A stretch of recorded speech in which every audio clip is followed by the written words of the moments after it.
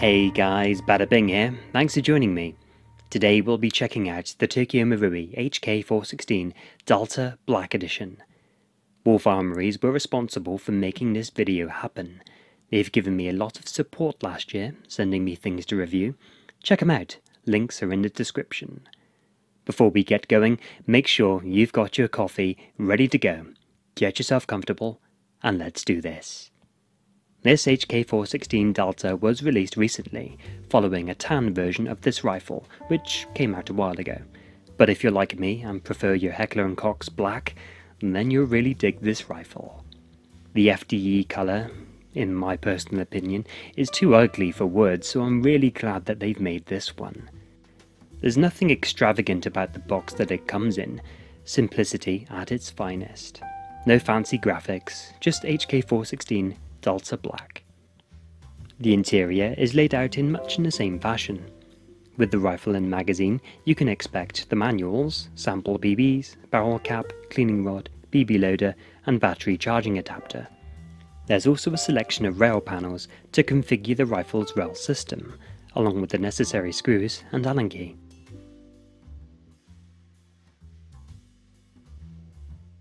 The rifle is virtually identical to the regular 416s that populate the Recoil series, the difference being it's one from their custom collection, which features an SMR type rail. Starting at the dangerous end, its flash hider is, well, it's not an A2, that's for sure. Moving on, I have to discuss the Olympic diving board mounted to the rail. I just don't get why it's mounted this way. Is it something to rest your thumb on? Is it maximising the amount of rail space? I'm lost for words. The SMR handguard. It gives you the impression it's larger than it actually is.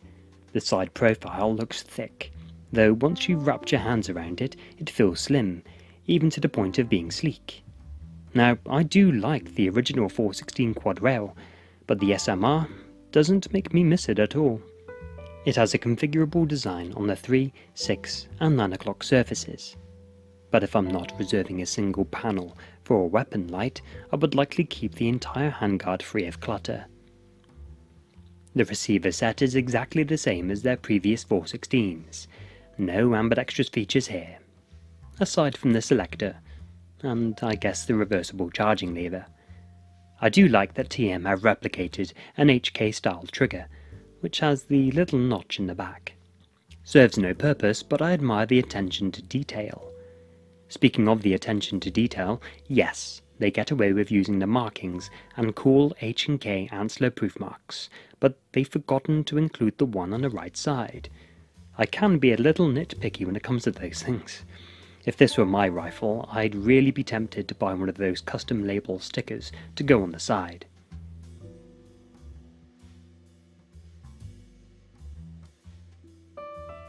The rifle has the DevGru Tango Down style grip. The material of that grip doesn't feel like the usual ABS that TM enjoy using at every given moment. The side texturing is quite rough as well. I was spoiled by the one on the MTR16 that I reviewed not so long ago. Its grip angle felt way better than this. I guess that's the price we pay for having a motor inside this one. The rear backup iron sight is the same one that came with my M4 NWS. It has good tactile calibrations. Hello? Check out that side picture. Okay, I may have made fun of that front iron sight, but all is forgiven for that view of the clean and crisp bunny ears and post.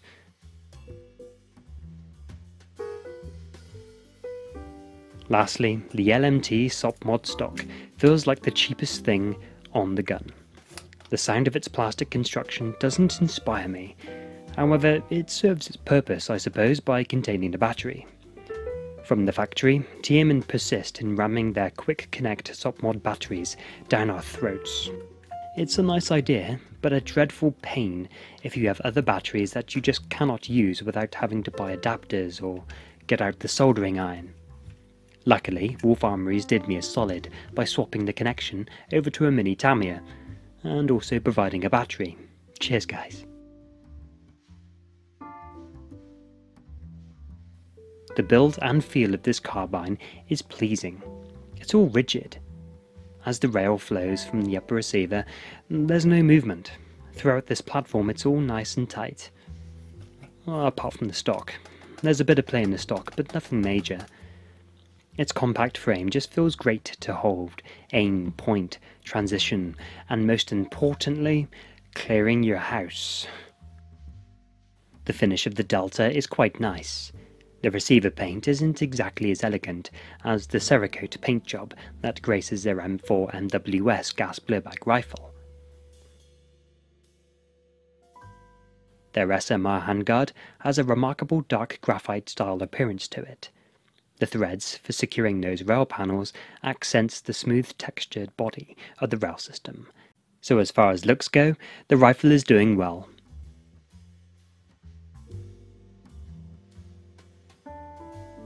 Functionality is okay. The flip-up iron sights fold up and down with definitive clicky noises.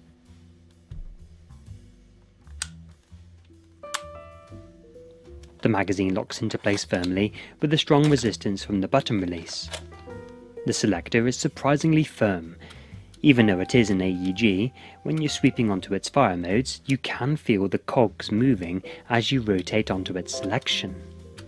Whether that's part of the design on their 416 selectors, I don't know. Sweeping off safety, if you're in a hurry, isn't easy or smooth. There's just too much resistance to flick it over to the fire modes. My Marui Scar isn't like this at all. It's solid and positive, yet flicks onto the selections fantastically well. The bolt catch doesn't give you a good clunk after reloading, but the point of having to do that for the operation after the rifle announces its click is the reason why we buy these Next Gen series of rifles. It's a hollow activation, and worlds apart from dropping the bolt on the MWS. We all know that Tokyo Marui airsoft guns will all fire between 280 and 300 FPS. I'll continue with the formality and run a few BBs through my chrono.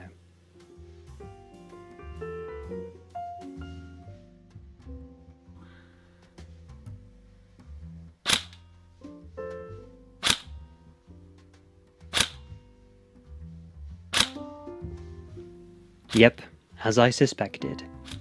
Perfect for indoors. Outdoors, however, some folks may want a bit more punch. Moving on.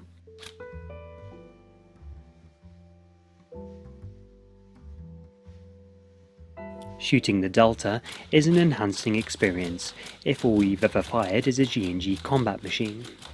Or, tell you what, I have no idea about AEGs these days, so think of a generic basic version 2 gearbox M4, and this rifle will slightly elevate the shooting experience.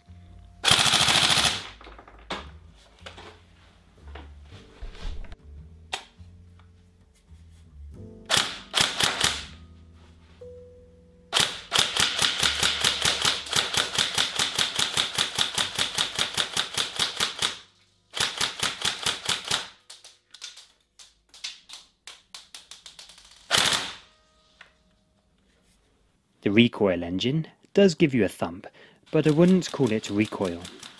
It does provide enough to give you some kind of feedback at least.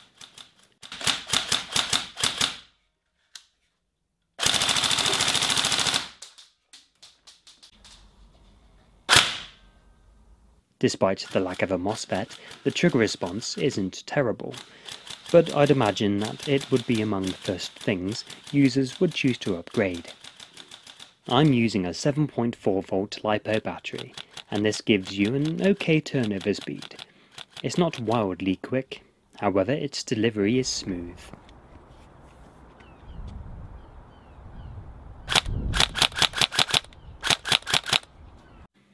The rate of fire, in my opinion, is perfect.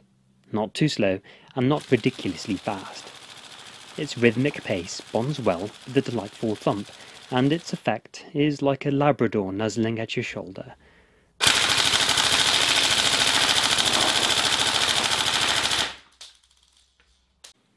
The accuracy is good.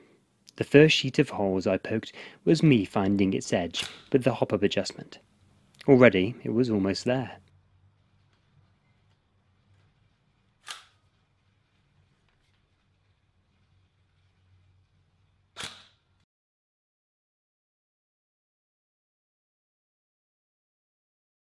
The second series all came within a fairly tight cluster, roughly the same size as my fist.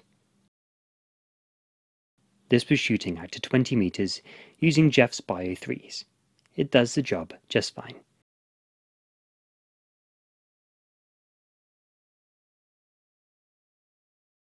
The number one attraction of this particular series of AEGs isn't the recoil, because let's be frank, there's not really a lot there to begin with. No, what I really love is the realistic bolt-stop mechanism. This is the edge that it has over conventional AEGs. I know there are other platforms out there that will do the same thing, but it's true for those as well. They give you something more than just a dumb sewing machine, giving you the thrill of your rifle going dead in the heat of it, rather than a change of tone indicating you fired your last shot.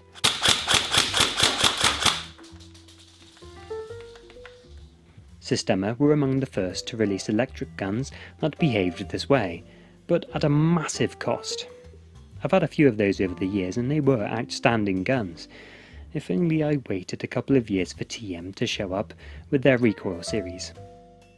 The Tokyo Marui HK416 Delta Black. It's a well-constructed and compact carbine. Its advantage of its low-profile SMR handguard not only makes it adaptable, but a light and nimble platform too. The rotary hopper wheel is easy to access and adjust. Its accuracy is good, the shooting action is smooth, and its bolt-stop system is a great feature. The flip-up iron sights are also well made and produce a crystal clear sight picture. It benefits from a high amount of upgrade potential. There are plenty of different magazine types and styles to choose from. The Next Gen Recoil Series has a massive network of users across the world that can confirm their reliability. All of these advantages simply do not compare to the H&K awesomeness that it blinds you with. Now the negatives. The finishing of this rifle isn't bad, but we know that TM have access to Cerakote treatment. So, come on TM, go the extra mile. While these do have metal receivers from the factory, they're still a cast metal, and have been known to crack, or break. The selector switch is stiff, and doesn't flow well from one fire mode to the next. The original battery concept is one of those annoying things that stands in the way of you using your own batteries, although any good retailer would be happy to swap over the connectors for you. The space inside the stock for those batteries is limited. It's not recommended to run 11-volt LiPo batteries, not without some internal upgrades. The FPS is lower than what some people would prefer. Finally, this platform sits on a higher tier than most electric guns, and that tier comes at a premium. The rifle, it's expensive. Still, it hasn't seemed to put people off buying them. That's just another indication of their overall quality. I've enjoyed my time with this rifle.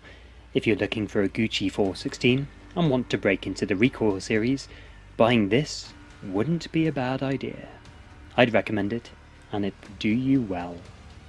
Thanks very much for watching the video, my friends. I hope you've enjoyed it. If you did, leave me a like, and if you want to show your support, subscribe and become notified when the next video goes live. Wolf Armouries have given me a lot of support over the past year, so thanks to those guys. Their link is in the description if you want to take a look at this Marui 416 or anything else airsoft related. For regular updates you can find me on Facebook and Instagram. So until next time, take care of yourselves. Catch you later.